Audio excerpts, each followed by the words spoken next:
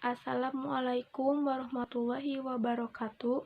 Puji senarang syukur urang panjatkeun ka Ilahi Robbi kalayan hidayah sareng inayahna sangkan urang sadaya tiasa kempel dina ieu tempat kalawan dina kayaan sehat walafiat.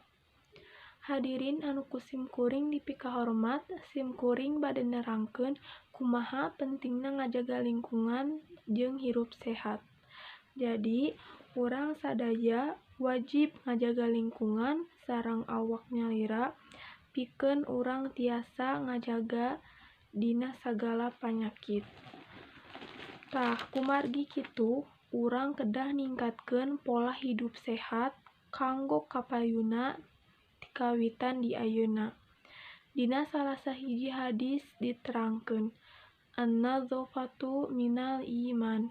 Nu hartosna kabersihan teh sabagian tina iman. Tah dina hadis eta teh urang tangtu tos ngartos maksad sareng tujuanana nyaeta urang teh umat muslim anu ngagaduhan iman dina hate urang. Upami urang sadaya iman ka Gusti Allah, berarti urang kudu bersih atanapi suci tina sagala kokotor.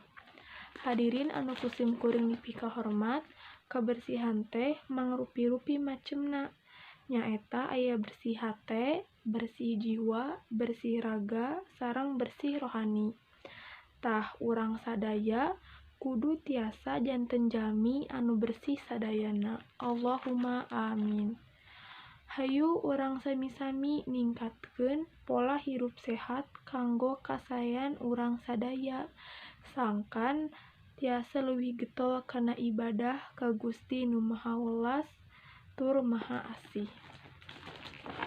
Rerencangan sadaya nu dipikahormat, mung sakitu sim kuring nyanggakeun pihatur, pamungkas pisanggeun bilih aya basa anu kirang euntep seureuna atanapi kecap anu kirang merenah larapna.